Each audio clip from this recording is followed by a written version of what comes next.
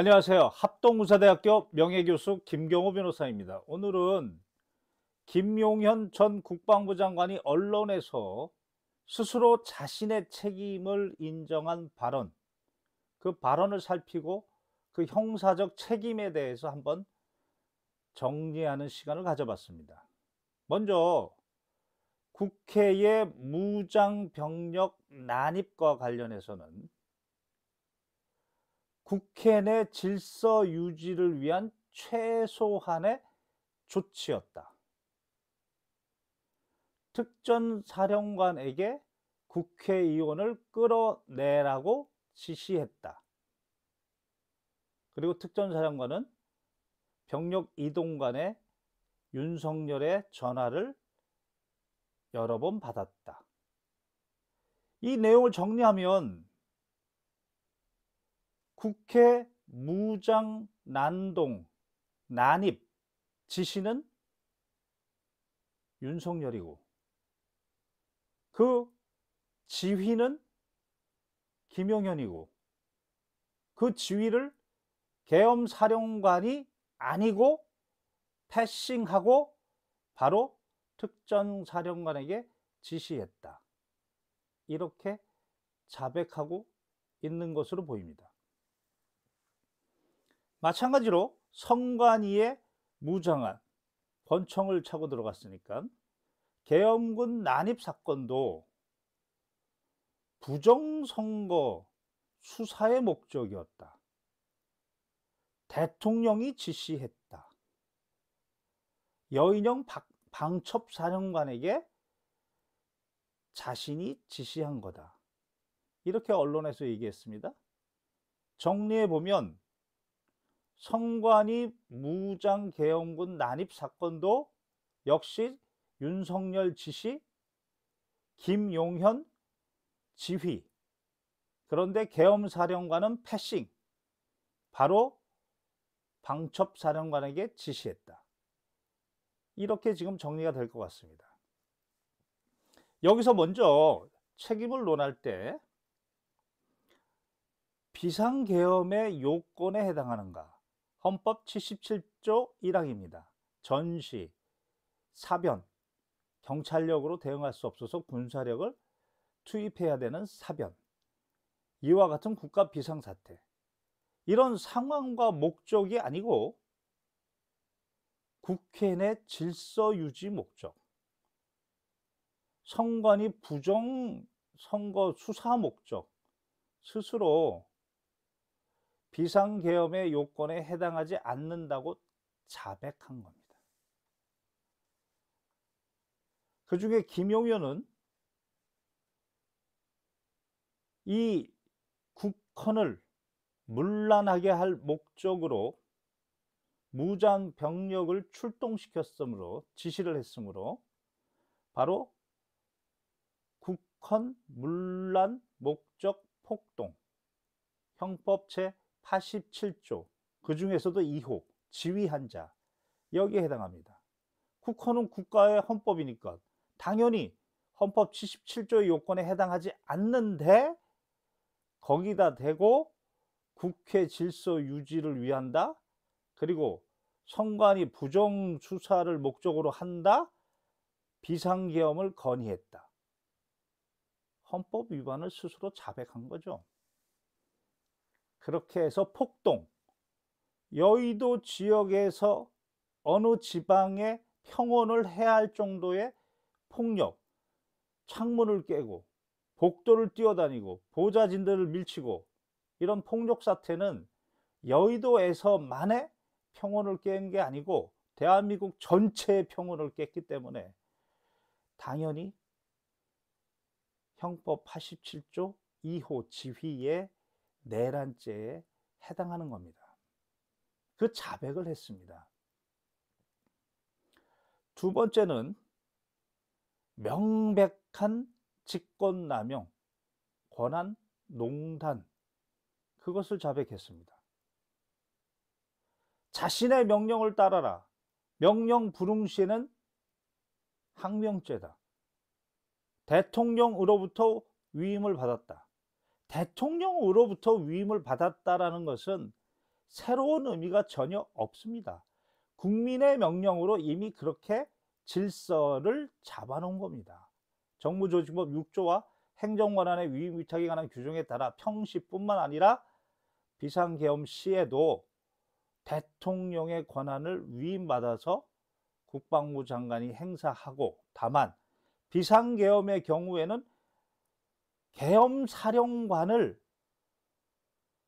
국방부 장관이 추천해 주고 자신은 빠지고, 계엄법 7조 1항 명령권은 계엄사령관이 갖고 그것에 대한 지휘감독권 6조 1항 즉 행정권한의 위임위탁에 관한 규정에 따르면 계엄사령관의 명령이 위법 부당하면 계엄사령관에게 취소해라, 정지해라, 그 권한만 있다는 것이지, 계엄사령관 밑에 있는 수방사령관, 특정사령관, 방첩사령관에게 명령권이 없는데 국민이 그렇게 질서를 지워줬는데, 권한의 한계를 지워줬는데 이것을 지 멋대로 위반했다.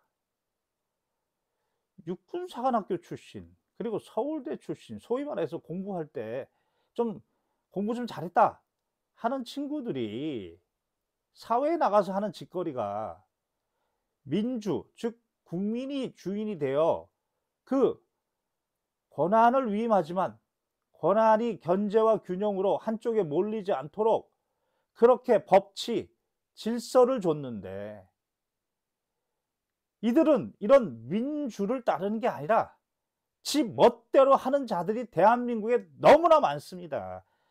이것이 바로 민주주의의 적입니다. 지금 민주주의 적은 서울대 출신, 육사 출신이 제일 많습니다. 이 사건의 본질이 그겁니다. 지금. 그래서 권한 농단 형법 123조 직권남용을 해서 계엄사령관에게 명령권이 있는데 그것을 방해하고, 그 휘하에 있는 수방사령관, 특정사령관, 방첩사령관은 법령상 의무 없는데 그 의무를 지우고, 그게 바로 직권남용죄입니다. 여기서 군용법 5조 반란죄 문제가 되는데, 이거는 심도 있게 검토한 결과 일단 반란죄의 구속용권은 다수인의 군인이 작당해서 무기를 휴대하고 그리고 폭력을 행사하는 것인데, 국권의 반란을 일으키는 것인데, 그런데 이 경우에는 그 적용 요건이 있습니다. 적용 범위, 다시 말해서 군용법 1조에 민간인, 대통령과 국방부 장관은 민간인인데 이 민간인의 경우에는 예외적으로 군용법이 적용되는데 군용법 5조는 민간인에게 적용되지 않습니다. 따라서 심도 있게 검토한 결과 반란죄로는 처벌되기가 제한되겠다. 기타로 비상계엄이 선포되면 영장 없이 인신을 구속할 수 있습니다. 그 권한을 가진 자가 무장병력을 투입해서 국회의원을 끌어내려고 했으나 그 뜻을 이루지 못했기 때문에 형법 124조 2항 불법 체포, 불법 감금, 미수, 그 책임을 지을 수 있습니다. 그리고 김용현이 국민의 명령을 지웠는데도 그 권한을 농단해서 특전사령관, 수방사령관, 예하 지휘관들에게 화상에 의해서 내 명령에 불응하면 항명죄다라고 해서 공포심을 야기했는데 실제 항명을 적용하려고도 했고, 그것이 바로 형법 283조 협박죄에 해당합니다. 그리고 끝으로 국회에서 동의 절차를 진행하고 있는데 이 동의 절차의 방해, 침해, 국회의원을 끌어내기 위해서 무장 병력을 투입했으므로 이것은 국회법 166조 국회회의 방해죄, 이 정도가 지금 김용현이가 스스로 자백한 발언에 따른 책임, 이 중에서 가장 무거운 책임은 역시 형법 87조 2호의 지휘, 내란의 지휘, 사형, 무기징역 5년 이상의 유기징역 또는 금고, 다시 말해서 감방에 간다.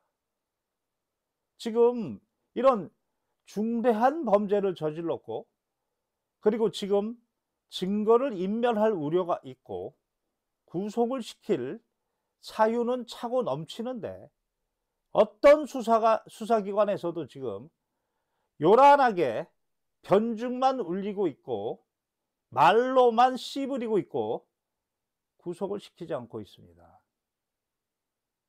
주권자 국민은 절대 그들의 또 다른 농단, 경찰의 농단, 검찰의 농단 또는 공수처의 농단, 끝까지 지켜보셔야 됩니다. 특히 거기에 군 검찰단 단장인 김동혁이가 낀다?